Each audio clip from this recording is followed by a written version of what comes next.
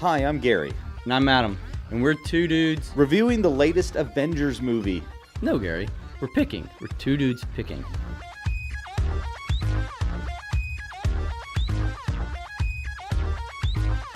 Yeah, we are doing that. Yeah, we are picking, aren't we? Definitely. Yeah, that is the name of the podcast, the name of the show. Although the Avengers movie is quite good. Is it? I still haven't seen it yet, and I need to. Spoiler alert. No.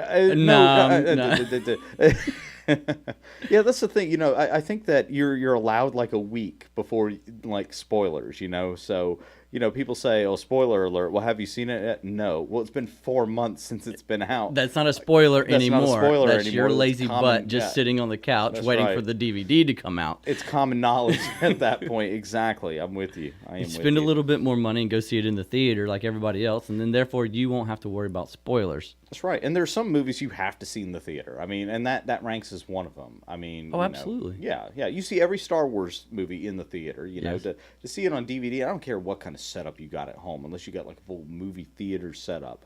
But part of it is also the crowd reaction to stuff. You know, you like hearing that, sort of thing. Oh, when someone passes away in the movie, not going to say who, the 50%. You're killing me. 50% of the people in the theater went, no!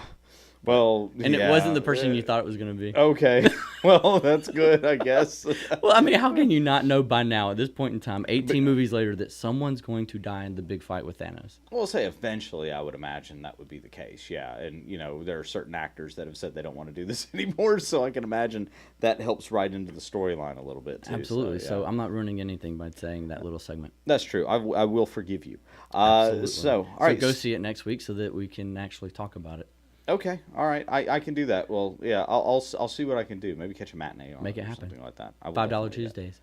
Oh wait, we're recording this on a Tuesday. That's right. Yeah, I should leave now and go see it. See ya. That's right. Adam's gonna hold down the podcast by himself. So this week on Two Dudes Picking, one dude picking, and one dude watching a movie. That's right. All right, so Adam.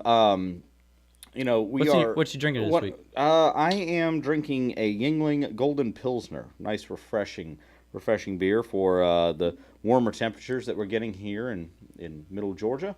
So it actually cracked 80 degrees today, I think. It did. I mean, finally. The 1st of May, at least, had to happen sometime. Eventually.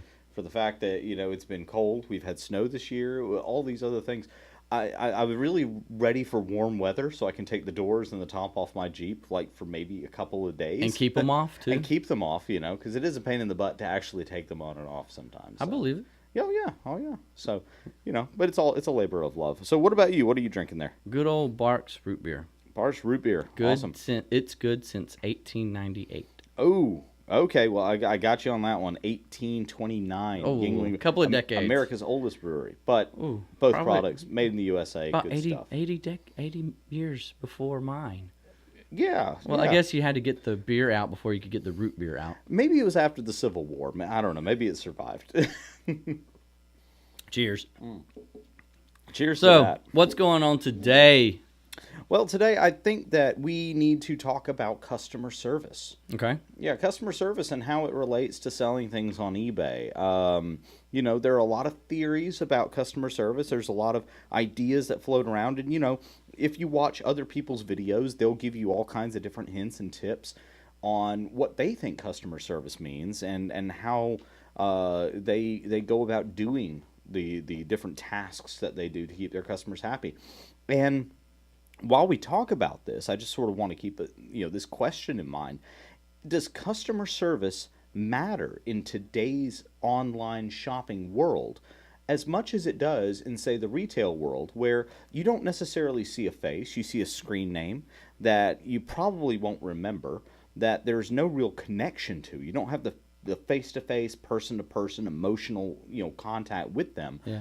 So does it even matter anymore? I guess that's sort of the crux of what we could talk about today. Well, there are so many different levels in this category because you're not face-to-face for one, and two, you're not selling the type of product that someone thinks, oh, let's go to Gary's eBay page and see if he's got it being sold, or let's go to Adam's eBay page and see if he's got it sold. So, because our stock isn't consistent, No. right? So Yeah. I mean, that's there's so many levels. I mean, initially I wanted to say, yeah, customer service is what makes your customers come back. But then again, that's what stopped me from thinking. I was like, do they really need to come back to your store? Or do they ever come back, for that matter? I mean, out of the all the products that you've sold on eBay and all the years that you've sold on eBay, have you ever had repeat business on a consistent basis? Now, I know for me, I've had somebody buy something from me. I think they saw that I was selling something. I think they actually saved me as a seller. And then every now and then they would look at my items and then they would buy something else.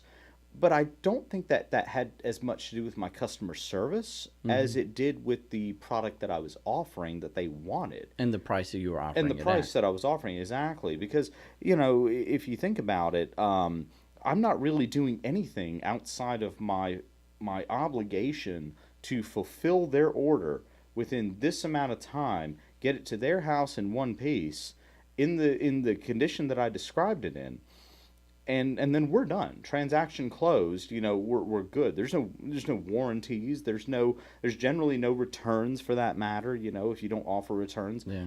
So Well, hey, even if you don't offer returns, they're still offering. that's There's still very returns. true. Yeah, it's very true. eBay will sometimes force a return upon you. Yeah. Even though you've stated no returns, and even though your item is perfectly listed and every picture from every angle and the description is as accurate as can be. You had an instance like that one time. I sure didn't you? did, and I was just thinking about that. Yeah, yeah. Tell us a little bit about that. I think it was just a regular polo shirt. I don't remember the brand, to be honest with you. But the gentleman, I do list it no return, and I do that on purpose because I don't want to promote return as an option. Sure. Although I do work with my customers if something did happen with the product, or in the past I've accidentally missed a stain or something. Yeah, right? yeah. But in this case, this guy bought the shirt from me. Perfect transaction. Went down exactly the way it should have. Shipped on time. But then he contacted me a day or two after he received the shirt in the mail and told me he wanted to return it because it didn't fit.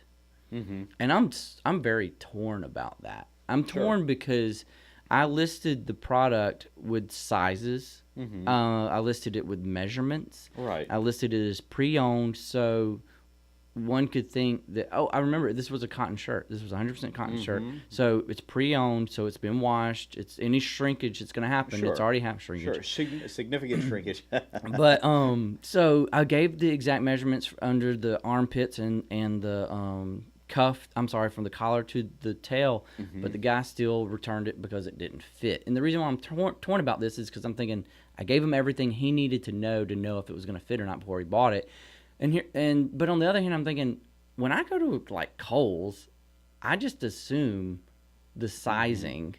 I don't go pick out another shirt and measure my chest size or measure my height. That's I buy an true. extra large. I buy Yeah. an extra large because that's what I buy. And when I get it, if it doesn't fit, then I would expect Kohl's to take it back. And that is actually a good point, because, how many of us, really, out there in the listening world, raise your hand if you've ever measured your chest size from armpit to armpit, or from top to bottom, or from collar to collar, or Never. whatever it is, I know my pants measurement, because I actually have measured that, because when you get fitted for a suit or something like that, but it's so much different if you're a guy anyway. It's so much different if you're talking about a T-shirt, because I actually have this saying. My wife and I took a trip to Las Vegas one time, and we went to H&M in Las Vegas, and I tried on a couple of shirts.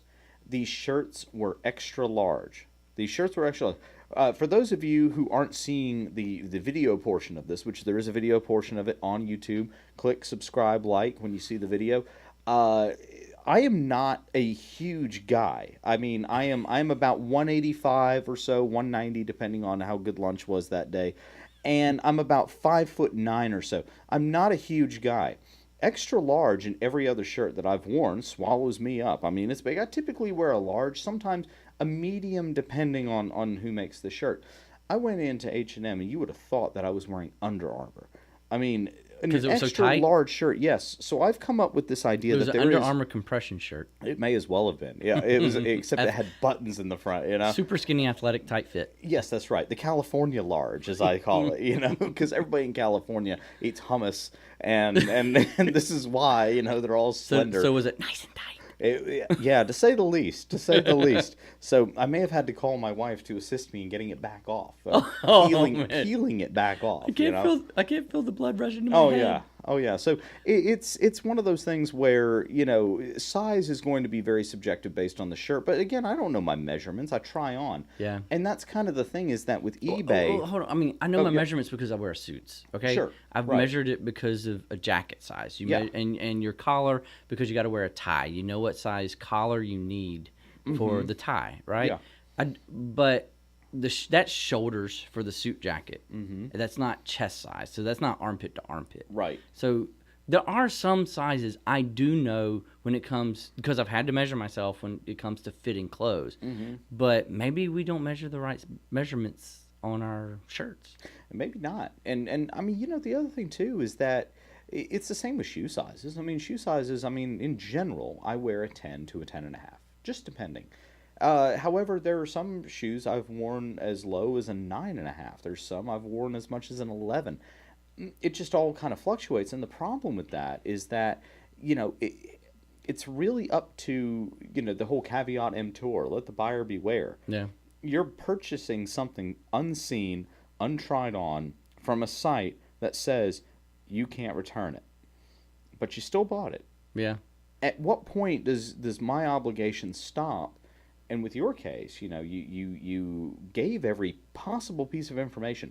At what time does your obligation stop as far as saying, I've done everything in my power to make sure that this fits you so I don't lose money on the transaction? Well, my personal feeling is that my obligation stops at the point where if their reason is something like it doesn't fit. Mm-hmm. Like, I've fulfilled all my obligations. Yes. However, eBay and their customer service does not feel that that's necessarily true, because they want the buyer to feel more comfortable coming back to their site. That's right. Knowing that eBay's customer service will step in on their behalf. Mm-hmm. It wasn't in this situation, and it was in a completely different situation where, and it might have been PayPal actually, but it's relevant because if I'm not mistaken, did eBay and PayPal, did they once belong to the same company? To my understanding, they did. Okay, so at least one was owned by one. I had a PayPal situation that I've never told you. Back in December, I had a shirt purchased, and it was a regular transaction. I sold it to them, and I mailed it to them, and I got money in my PayPal account. Mm-hmm. In February, I get an open PayPal ticket saying that they're refuting the purchase, that they didn't actually make that purchase. Oh, that's interesting. So in this case, it's a scenario where potentially someone broke into their account and bought them a $20 shirt. Right. Right. Now, yeah. I don't know if there were other transactions on their PayPal account, like much larger transactions. It could have been. Right? Yeah. But so when I'm getting to the point is that the customer service at PayPal, though, said, we appreciate both our buyers and our sellers, and they covered the cost. Mm-hmm. They actually found the transaction to be fraudulent and returned money to the buyer's account, but then they didn't take it out of my account to give it back to them. Well, that was good on eBay's part in that case. PayPal. Or That PayPal, was PayPal's. In this case. Yeah, PayPal. But so customer service in that respect, I mean, I've seen both sides of the world, you know. Personally, I like to take care. I haven't had anybody come back. Your original question was, have you ever had any consistent repeat business? The answer is no. I've had maybe one repeat buyer. Right. And I've only got like 7 followers, and to be honest with you, I think 3 of them are other eBayers. Or related to you. Yeah. So I think maybe I've got 4 followers who are recent customers of mine. Right. So no, I don't have consistent repeat business. However, to me, personally, customer service is my way of representing who I am. Yeah. So I want to put my best foot forward in all respects of the things that I do. And this is just one of those things I do to put the best foot forward. And it just sucks whenever you get that once in a blue moon transaction of a return. I mean, we're making a couple $1,000s a year. What's a $20 return? Yeah, yeah, and I agree with you on that point. When it comes down to it, really, you have to look at the long term of what you're doing, and what you're selling. And while we may not see the same repeat business that other sellers would see, in this sort of game that we're doing, where we're essentially going to thrift stores, we're picking items, we're taking those items, we're then reselling them on eBay for profit. You're probably not going to get that because our products aren't original. They're not sought out per se, as far as, you're not specializing in that product Right. line. If you actually made something, like, for instance, there is a time that I was a repeat buyer for somebody, because they made vinyl decals for my Jeep. And I like the colors that the guy used. I like the way that they were cut. I like the paper transfer they were on. They were easy to apply. There was one that was actually messed up when it came to me. He replaced it for free. That's good. The price Well, was see, right that's on good point. customer service, though. It's great customer service, and so now when I purchase decals, he's the first person I go to. But the funny thing is if he wasn't on eBay, I would probably go to him anyway because I would have found him somewhere on a Somehow, website or somewhere something else. like that. So in some cases, I think if you're putting out a unique product, I think it does matter. And I think that it can be argued that it's very valuable because you're establishing yourself as your own brand. Yeah. In that case, so To that point, I accidentally, as a buyer, from a buyer's perspective, I accidentally bought the wrong size reeds for my daughter's clarinet. I just straight up flopped, made the wrong purchase. And the guy, I went back to him and I told him, I said, I made a mistake. I want to get these back to you. They don't fit my daughter's clarinet. And talking about good customer service, the dude said, it happens. I understand. Don't worry about it. You don't have to send them back. Tell you what I'll do. I'll go ahead and send you a box, same brand, of this right size reeds to you. And he didn't charge me any more money. wow. He didn't. I mean, I guess he knew that I wasn't going to take advantage of him because he knew the reeds I had bought weren't going to fit anyway. But he sent me the right size reeds with no. It didn't charge me shipping. He didn't charge me another fee for the product, and he didn't ask for the original product back. Well, that's it. I mean, So well, all right. So I'm going to put you to task, and I don't even know the answer to this question. Did you save Mrs. Seller?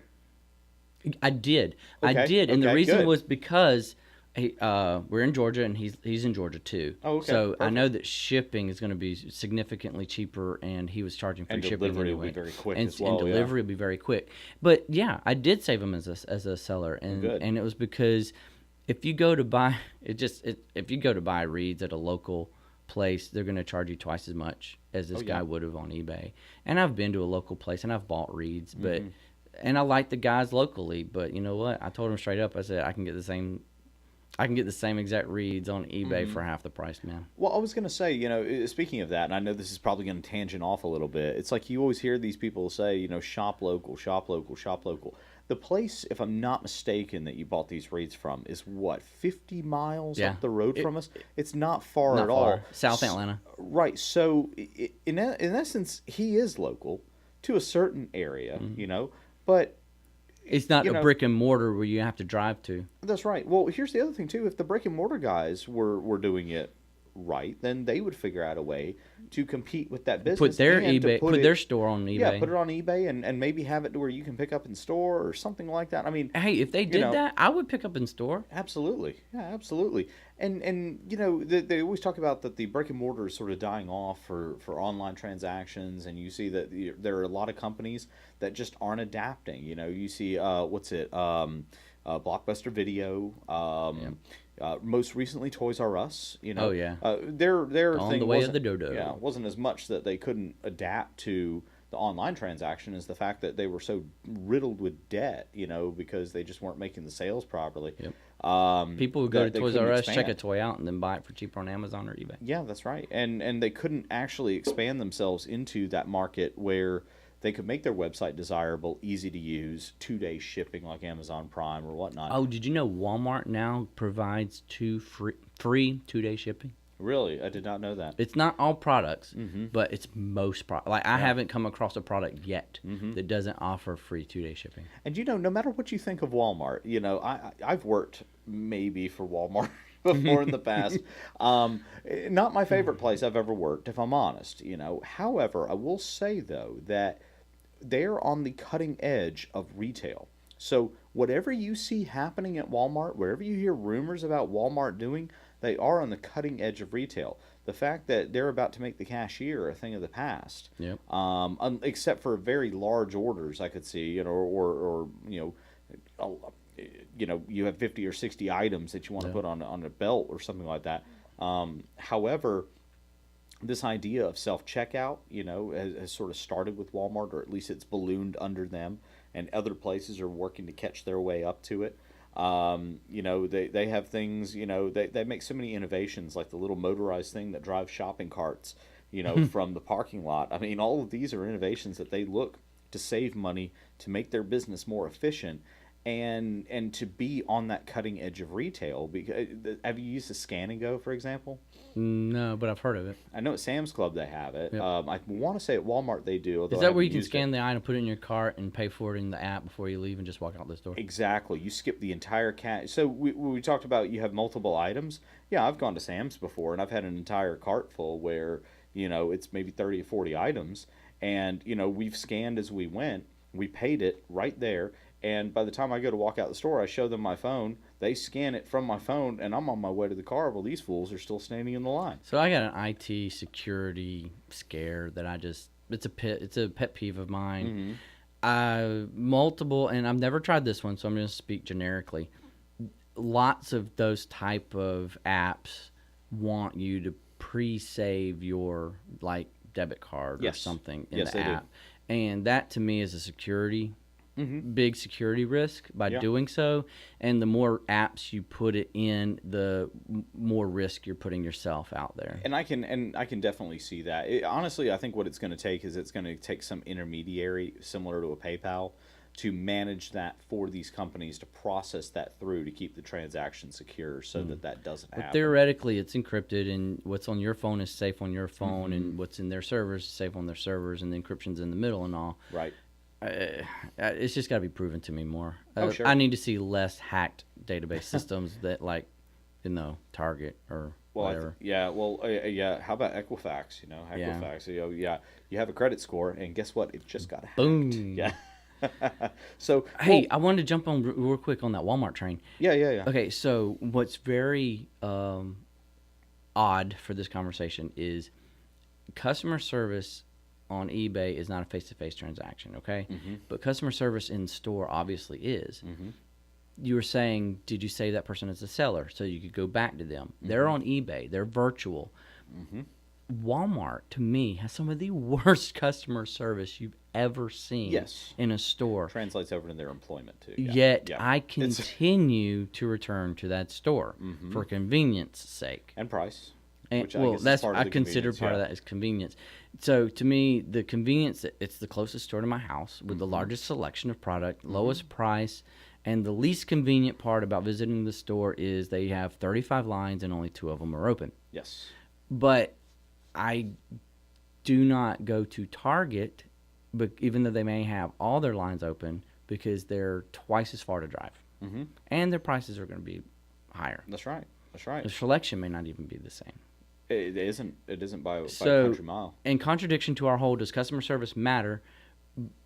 I want to say yes. I want to treat people with customer service, but yeah, I go to a store and I continue to frequent a store that has horrible customer service, and it's a toss Yeah. up. Well, and that's a good point. Maybe it depends on the type of industry that service is in. For the online retail world, I think, when it comes to, your brand, if you're nationwide, if you're known as a nationwide brand, then you do everything in your power to try to, keep that brand wholesome in the view of the customer at the end and your potential future customers. If you're just a seller on eBay, you're just average Joe like we are, just sort of selling on eBay for some extra spending money or whatnot, then I think that it probably matters a little bit less. Now, obviously, you're not going to be a jerk to somebody. I mean, I think that just comes with human decency, if I'm honest. Hopefully. Yeah, hopefully We it may does, be yeah. an atypical human decency measurement tool, I but hope we're not. I hope we're not because I'm not the type that's going to if somebody has genuine reason for returning something. I found that it was ripped. Okay, that's on me. But I've had people say it just didn't fit me. It wasn't what I thought it was. Some person said that it was a different color than they thought it was, and I thought, well, I had somebody tell me it was fake. yeah, I've had that The Burberry before. polo shirts that we Yeah. found a couple of years ago. Oh yeah, that's One of right. them returned it back to me because he said it was fake. That he Yeah. went into Nordstrom's himself with the shirt and compared it to the Mhm. shirts on the rack. Mhm. And I said, "You're right. I didn't compare it, but I compared it to the 7 other shirts I had in my stock from that store that I purchased them from, Right. and right. they all were legit." Yes, they were, and I remember that scenario. And the thing is that the I mean I have heard, But you know what? I returned it anyway. right, right? right, yeah, I mean- because eventually you're going to resell it, you'll make your money back. Yeah. It's better than taking the negative feedback hit. And here's the thing: just because you play ball with them also doesn't mean that they won't trash you in the feedback. They could section. still trash you simply because they had to do a return Yeah, that's at right. all. That's right. Yeah. And that's a very interesting thing about feedback. And, while I know that eBay is not listening to this podcast, I do know that. I can say that for a fact. If someone who represents eBay may listen Maybe to if this, I put the right metadata and titles, yes, that's titled right. it right, that eBay might just pick it up. Yes. eBay needs to allow you to make feedback contestable. Contestable Absolutely. at least in a sense where maybe they don't get to it that day, but I'll tell you what, if they could get to it in a week, 30 days. yes. I mean, that's reasonable. I think that's reasonable, because I had somebody I shipped off. It was a St. Louis Cardinals mouse pad, right? Okay. Yes, people still order mouse pads. It was fantastic. I think I bought them all. I bought a bunch of them for like 10 cents a piece because they went on sale at Goodwill and they were already discounted. So they came in packs of 4 for like 40 cents or something like that. And I bought it was a bunch of teams, and one of them was St. Louis Cardinals. So I went ahead and bought the mouse pads. The person left me neutral feedback where he said, "Love my Cardinals, go Cards." And left me neutral feedback. I mean, And that's going to reduce your score. and it takes it down, and I think that thing should be contestable. I do think it should be contestable. And I honestly thought it was. You're kind of surprising me that you couldn't. No, there's no feedback that you can actually. I mean, you I can thought call that you up, could have them reverse negative feedback, though, right? I think you can call up eBay customer service, to my understanding, and if you want to spend 20 minutes on the phone with them, and then say, well, I think that this should be removed, only for them to tell you, well, it's not our policy to remove this and that. It's what makes our community blah blah blah blah. So That's I crap. think that there needs to be a button on there or something like that where you can contest negative or neutral feedback. Yeah. At least neutral feedback. At some point. Neutral means you're just sitting on the fence. Choose a side, man. Yeah, exactly. I don't even know why there isn't neutral. How'd you like it? Meh. I got my item, I guess. Take it or leave it. Yeah, exactly. The seller did exactly everything I asked him to. Yeah. And that's some of the frustrating things. Bless you. I made that loud on purpose. Yes. So that So, do you want some of this? Yeah. No, we're good.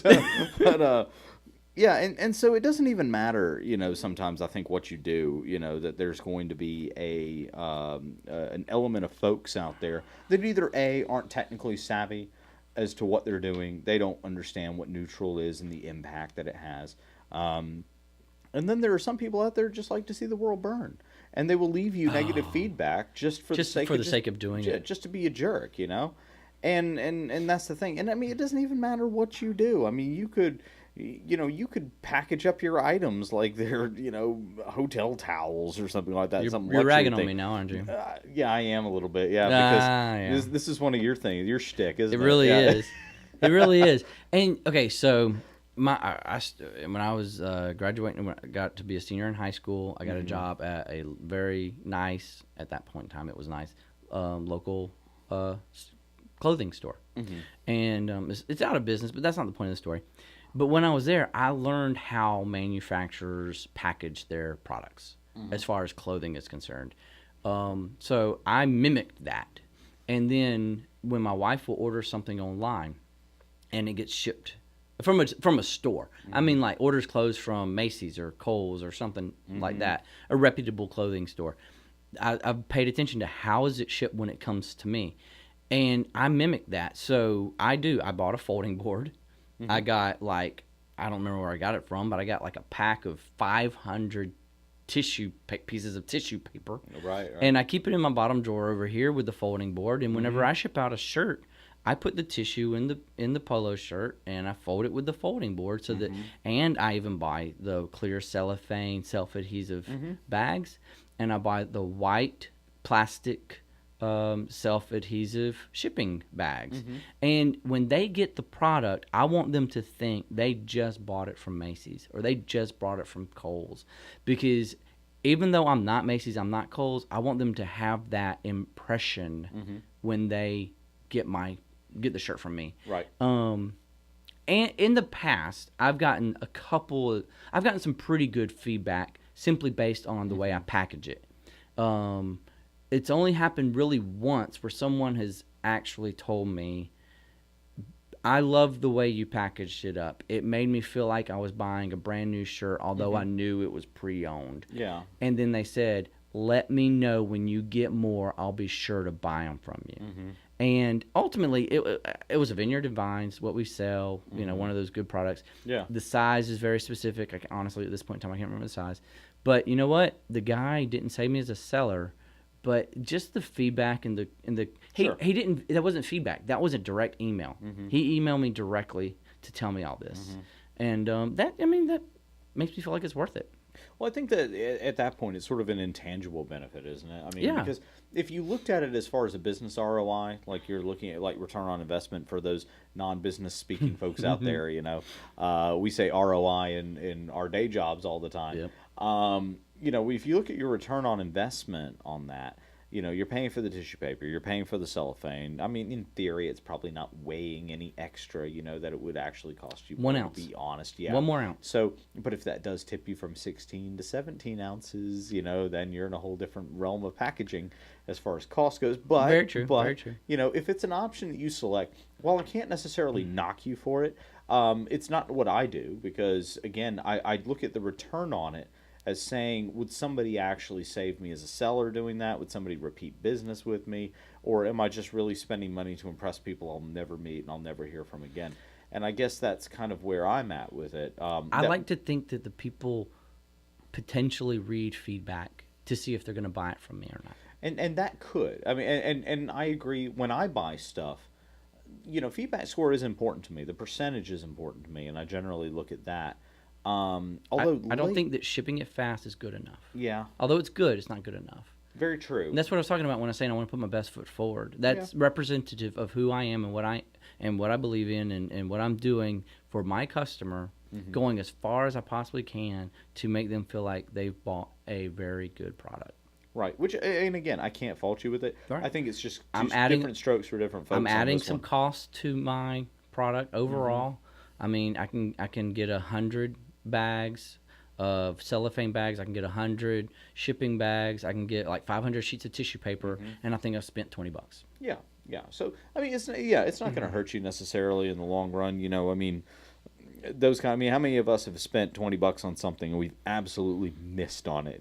Yeah. And then we reduce it down just to try to get our money back. So again, if it does increase that feedback, if there is a tangible benefit in that regard, then I can't see it being not worth it. For me, I'm packaging up my products to where it's protected, where it's it's definitely going to arrive in one piece, whatever it may be. For certain things, like if I sell a hat, if I sell a hat like this, if y'all see this kind of hat, for those who are in Radio Land, it's like a very sort of washed, worn hat. I may put this just into an envelope and send it.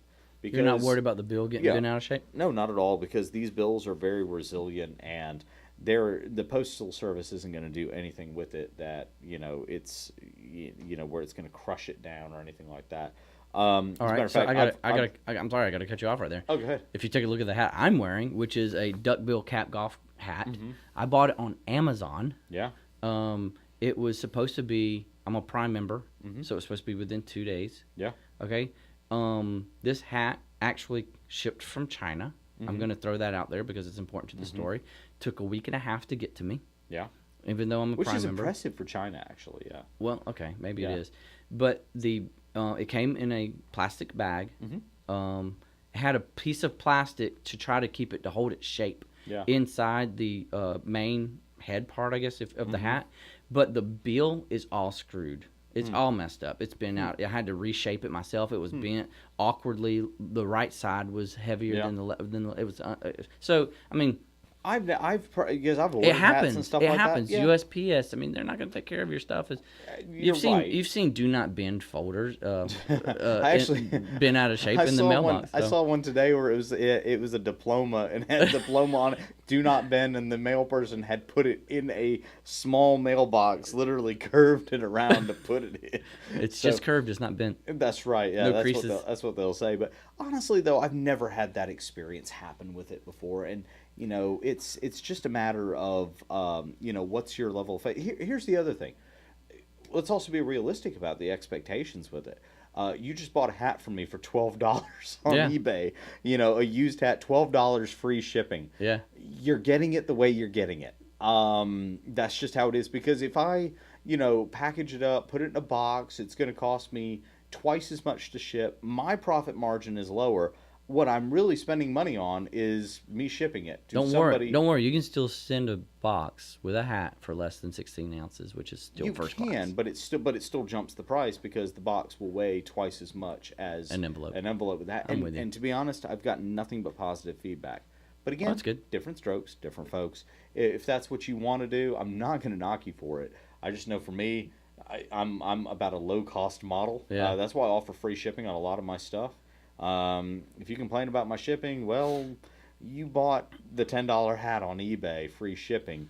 I mean, unless you're ordering it from China, where I guess the exchange rate plays in, because I don't understand how they can ship something for 1 U.S. penny across the Pacific Ocean and then have it traverse 3,000 miles of the United States to get here, and somehow they're still making money.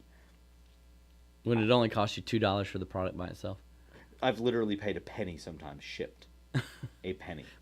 I've bought other things, other hats like this. I just tried to see which one did I like best. So I bought like 5 or 6 different hats from, let's say the Wish app. You remember the Wish app? Oh, still got it on my phone? So I looked for the but they were occasional like deal. they were like Yeah. $2 or $3 or $4 a hat. Okay, and the shipping was free. Yeah. That's when I'm like, how are they possibly making money off of this? Yeah, I don't know. I mean, seriously, the only way I can see it is they're literally getting these items for pennies, and I do mean pennies. Yeah. Um, Sometimes the make of them Yes. represents that. because they're buying overstocks or damaged stocks in the thousands, and to where their cost is a penny per item is Yeah. what they're paying for it. And if they can sell it to you, and even shipped, they're charging you $4 and shipped to your house is $3.50. If they make 50 cents on that item, they're 50 times on their money. Yeah, that's So true. 50 times on their investment of what they're putting in, which I guess it's a solid business model because, I mean, it keeps sending me notifications 4 times a day. I know you so- you sell a lot of hats, I do right? sell You a said that. lot of That's a hats, new yeah. thing though for Yeah, you. yeah, hats are kind of a bread and butter for me now. How do you do your shirts? How do you ship your shirts? Same thing, poly envelopes. I do poly envelopes for my shirts. Do you fold them up? What do you do? I do fold them up. I don't just stuff Roll it 'em in there. up, stuff 'em in. It doesn't look like my laundry hamper by the time you get done. But no, I actually do. I fold them up. I mean, just sort of by hand, like I would fold my own laundry, to be honest, and put them in my drawers. But, I fold them up, put them in the envelope as flat as I possibly can. Kind of what happens after that happens after that. I mean, Like little white poly envelopes? yeah, the little white ones, 10 by 13 poly Yeah, envelopes. that's what I used to, okay. Those are usually the I'm on best the page. size. Yeah, they cover just about everything. Yeah. Okay. So when you put them in that envelope and you put them in Mm-hmm. that mailbox and it goes to shipping, they're gonna be flat in the bottom of that envelope, wrinkled. Do you wash your shirts whenever you get them, or do you put them on straight away?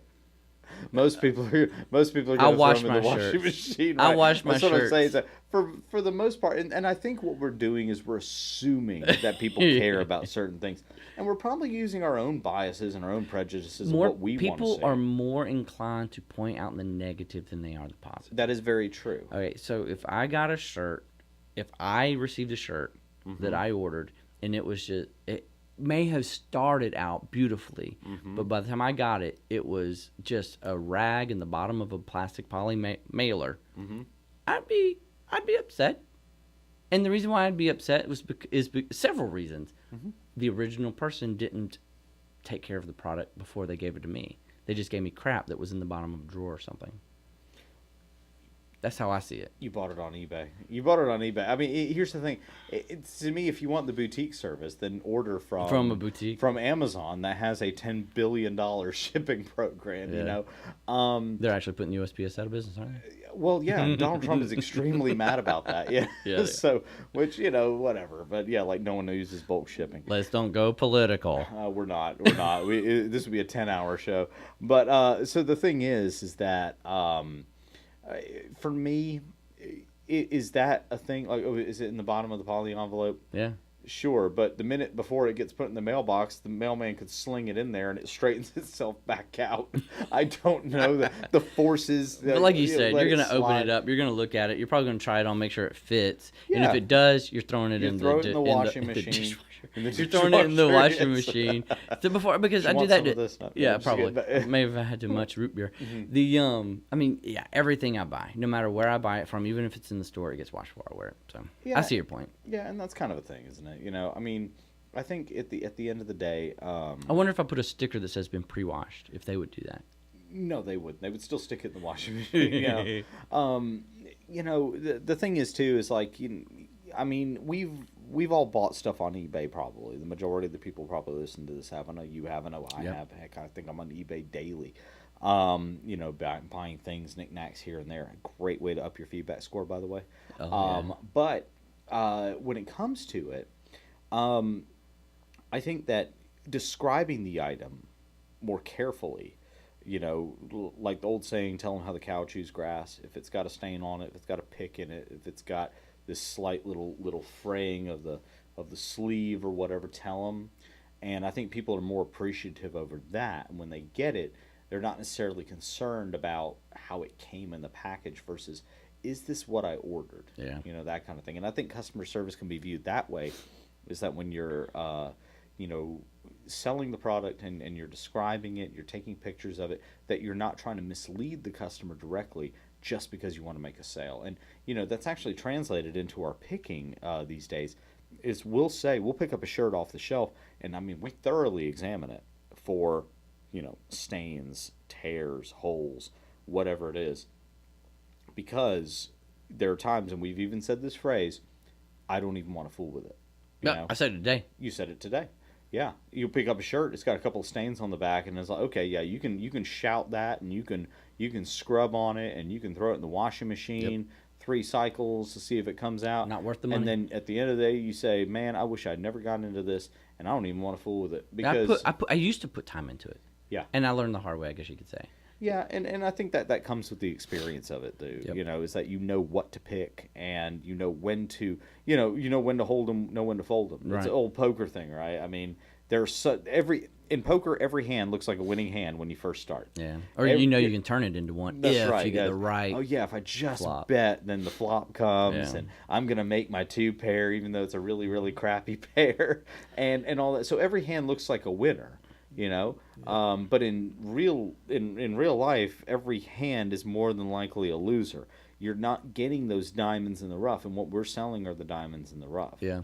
So, And they definitely take more time to find. yes, they do. Yes, they do. But here's the thing. The quality of the items that you find and the quality of the products that you put out there on your eBay site or your store or whatnot, I think is just as important these days as customer service, because people know that when they buy from you, they're buying quality items. Yep. And that's, I think, just as good as when you describe it, that the experience they get, you know, is one that they will be willing to come back for, or at least know that they can hunt on eBay again for something like that. And who knows, you may win the lottery on that, and you may be the lucky guy who they get that thing from. Yep. So, You want to Yeah. grade our value of customer service then on a scale of, say, 1 to 10?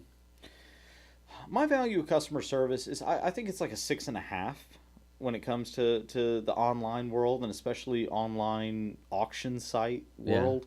I think it's important. I don't think it's overly important to go super out of your way for. Again, I think that there's a level of commitment that you've made to the buyer that I'm going to deliver your product within this time frame. It's exactly as described. It's going to get to you in one piece at the price that we agreed at. Yep.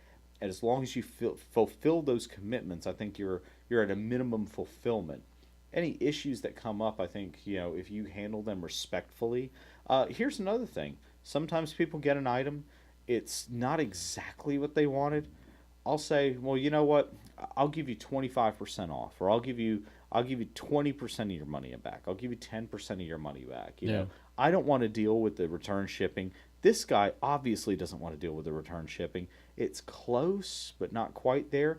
Would you have paid 25% less for it? If yes, then I'll refund some of your money. Yeah. If not, then we'll sort of see. We'll go with it from there. I'm leaning more towards an 8.5. Yeah. I really do think it's one of those situations where I think it has a very indirect representation of your future sales. You may not get the return business, but I still am optimistic to think that the foot you put forward and the feedback you receive because of it is going to have an indirect impact on your future sales. Yeah, well, act professional, you'll become professional, right? Yep. And that kind of, there's that mentality to that too. Yep. So, not a bad outlook. Not a bad outlook at all. All right, so sort of one section that we always enjoy, and we'll just fire it off real quick. Hot and not. Hot and not. Hot or not? Not. Hot and not. What's your brand that's hot?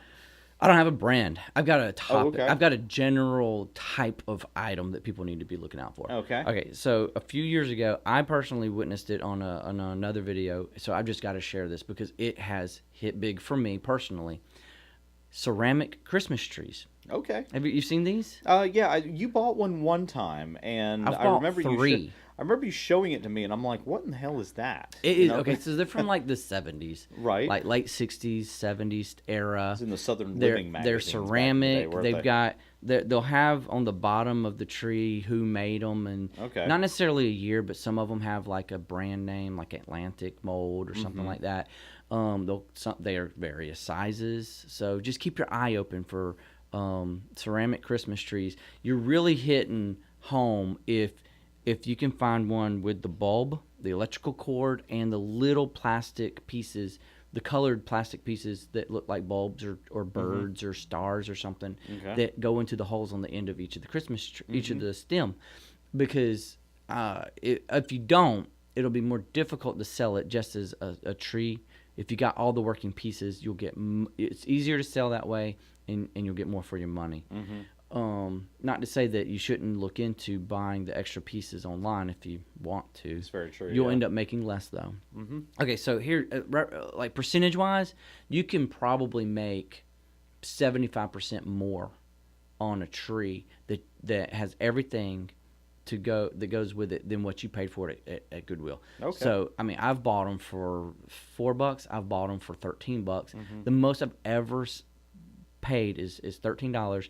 But the least I've ever made is $50. Okay. And that's after shipping, because I charge shipping for Sure. these things. They're heavy. Oh yeah, And they're bulky. That ceramic will weigh, and it's fragile. And it's fragile. And on top of that, you and gotta so, wrap it. but I mean, if you pay 13 and you make 50, and you still try, and you make like pocket 50 out of it, that's worth it to me. Oh yeah. The most expensive one I sold was $125, Not bad. and I think I paid $8 for the whole shebang. I imagine around the holidays that becomes really big too. Yeah, It's very but seasonal. list it. You can list it because they'll start buying them because they theoretically the prices will be lower. Yeah. They're in greater demand during the holidays.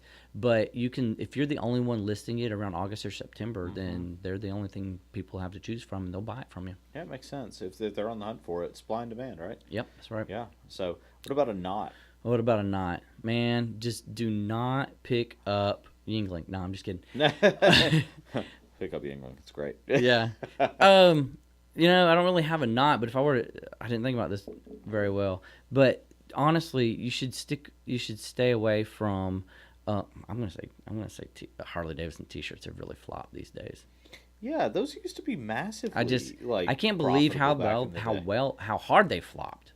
Yeah. I've still got 3 or 4 in my closet that haven't sold, but I've had them Mm-hmm. listed for over a year. Oh, I remember the days where you could just pick up any Harley shirt, literally in any condition, and sell it the next day. Yeah. And I mean, and you're not selling it for much, but the thing is that You're making especially a profit on it though. it is, yeah. If you're making 10 or 12, $13 per shirt, On a and you're t-shirt. selling 4 or That's 5 dollars, yeah, absolutely, it adds up. And again, we're not doing this to get rich. No. I mean, if I was doing it to get rich, we'd probably take more time, learning about drop shipping and how to grow Well, stock. we'd and quit our job and we'd be we- driving to lots of other places. That's very true. Yeah, there'd be a lot of miles on the Jeep by now. No, but seriously, like Harley Davidson, Mm-hmm. it used to be a hot. Used to be, Yeah, but it's not anymore. Now, mind you, I think you're talking about the clothing part of it. The Clothing part. I'm sorry. Yeah, Yeah, just yes. specify the clothing part, like Yeah. the t-shirts. Yes. That's typically what you'll find at a Goodwill. The t-shirts, the Yeah. hats. Really, they may, Yeah. or that's a give or take. I mean, Hats, take your boots, chance. parts, anything like that, I would still buy those because Harley Davidson stands for the HD stands for $100. Oh, 'cause yeah. that's what they charge you at the dealership for any of that. So I would just yeah. stay away from the t-shirts though. Now they're just not going anywhere. I could see that. What about I could you? See that. My hot item, I'll go with this, is and it's funny because I think I told you earlier that it was going to be something different, but I've actually sort of thought about this a little bit more. The hot item right now is beer, beer, beer, beer, beer, beer, beer. Anything related to beer tends to sell very well right now, especially if it is a craft beer. Craft beer is hot right now, just all over America, just craft beer in general. Right? Well, I'm not familiar with beer. Explain what craft beer is. You see, I actually don't like the term craft beer because craft beer tends to be anything that people assign this moniker to that's not Budweiser, it's not Miller Lite, it's not Coors Light, Okay. whatever. The stuff you can get at The the brands picture, you've the heard bowling of alley. Yeah. just because of commercials. That's right, because they have the biggest marketing department where they can't really improve the quality of the beer, but they can make the mountains on the can turn blue, or they can give you a wide mouth, or we'll go with a retro can, or we're the king of beers and we have talking lizards. None of this translates to your beer is good. It just says that this is our marketing department. This is what we've come up with. Got you. The craft market is more about stylizing beer in a lot of older traditional styles, especially. A lot of old recipes, a lot of proven recipes from around the world. Most lagers, including Yingling, the stuff I'm drinking right now, is what they really call like either pilsners or American adjunct lagers, where they're generally made with a little bit cheaper of ingredients to make what they do. Budweiser, one of their ingredients is rice in their beer. It's something that they use to steep to get the malts out of that. But with craft beers, you're using different ingredients to create different tastes, different flavors, different what they call mouthfeel of beer and all this other stuff. Well, and you always hear, people, I can't drink dark beer because they consider anything that's dark, quote unquote, as something that's darker than Coors Light. Okay. Which everything's darker than Coors Light. I mean, this. I think the palm of my hand is darker than Coors Light. But that's the thing is that so everybody gets this misconception about it's dark, therefore it can't be good because it's going to be all thick and smoky and hazy and there's bits floating in it and stuff like that. But it's really just not that at all. Some of the best beers you'll drink have those sort of flavors infused. And it's more than just sort of being snooty and uppity about beer or anything like that too. Yeah. It's about drinking something you actually truly enjoy, and this has sort of been something that's been happening in the U.S. now for probably about the last 30, 40 years, but it's only really started to fully catch on, and now you see breweries popping up everywhere. And the different breweries that you see all have unique, they tend to put out merchandise, right? Yeah. And they'll put out shirts, and they'll put out hats, and they'll put out koozies and different things like this. Now, while I say stay away from the drinkware, as far as the glasses and all this other stuff, because, just to be honest, I've never seen that be very profitable. It's very fragile and hard to ship too. That's right. But a shirt that's from that says Sam Adams Oktoberfest on it, or I bought a hat today that says Terrapin Beer, which is made in Athens, Georgia. I've seen, other shirts that have, beer slogans and sayings and all that.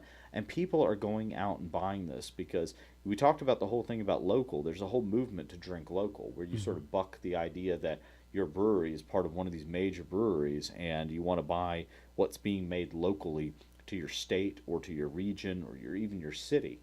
Is it like choosing sides or choosing teams? It kind of is sometimes, and you even get loyalties to some of these breweries. Is it as harsh as like the SEC or something? Nothing's as harsh as the SEC. Nothing, absolutely nothing. That is generalized warfare, or as I say, state-sponsored gang warfare. Okay. We all wear our colors, and we all meet every November to do battle. So, but that's kind of the thing is that the beer market right now is so hot that if you found a shirt from Highland Brewing in North Carolina, or Left Hand Brewing out in Colorado, or Sierra Nevada out in California, these are items that are desirable for people. I sold recently, I picked it for I think $2. It was a bicycle racing jersey, like the thing that when you get up on your bike and you get all dressed up in this lightweight fabric and all this, Yeah. and you go pedal around the street, Get off the road. That's right. Sorry. Exactly. Then it's something that We're you gonna would get wear. so much harsh for that. Oh, we probably are. We probably are. Don't at me. But the thing had Sierra Nevada across the chest of it, and it was a Sierra Nevada sponsored jersey, and I sold it for like $40-$50. I think it Wow. was somewhere around there. Yeah, it was, because of the fact that it said Sierra Nevada, because I knew Crazy. that this thing has value to it, because there is that appreciation out there for that. All right, that's cool. No, yeah. it's a new one. It's a good one. Yeah. You got a knot? Under Armour.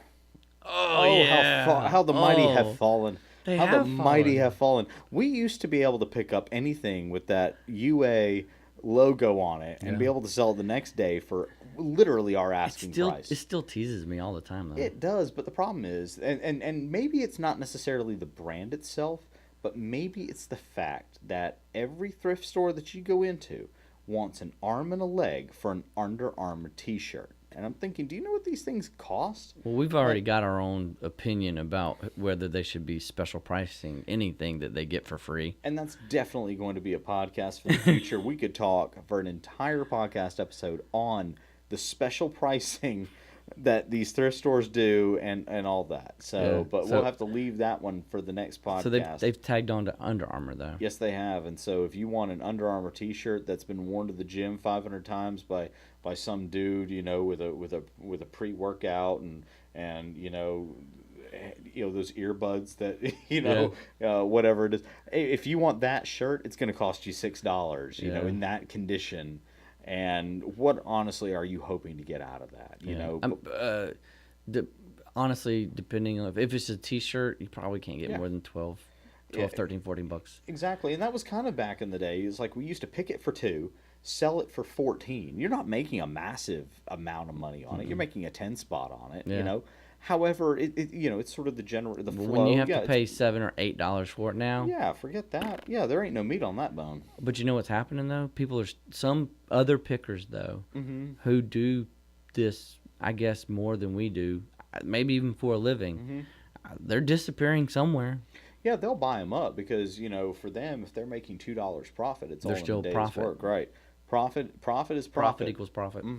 I disagree with them fundamentally on the time because time is money too, and for the same amount of time I can go hunt down a way more profitable item than the time it takes me to pick it, pay for it, list it, ship it, all that. Pictures of it. Yeah, pictures, all that. So yeah, that's sort of my thought. That's a good one. That's a good one. Guys, appreciate y'all joining us today for the Two Dudes Picking podcast. Don't forget to email us with any questions you may have at twodudespicking@gmail.com and subscribe to our YouTube channel. You can find that on youtube.com by searching Two Dudes Picking at youtube.com. Number 2. Yep, number 2, dudes picking on YouTube. Two Dudes Picking. Yeah, Two Dudes Picking. that's the YouTube channel. That's right. And where else are we? Oh, we're also on Twitter Yes. at Two Dudes Picking. Yep. And that's pretty much it. Yeah, that is. But I tell you what, your support helps grow this, and we can approach more topics, and we can think about more things to talk about. Send us your suggestions about what you want to hear, about what you want to see us do. If you want us to be inside a store showing you examples. Some of those videos are coming. Adam today actually found a very good example of a fake versus a real Lacoste polo shirt, which I think is going to be very informative for everybody because it is a little bit difficult to tell sometimes. So, but he's got it nailed. He's got it absolutely nailed as far as what that does. I can pick him out in seconds. Oh yeah. So he can almost smell a fake. He's got that kind of talent, So That's just you. It could be me. It could be I switched colognes today. So, all right. Well, I think that wraps it up for this episode. It does, man. All right, I think it was Adam, good. Sounds good.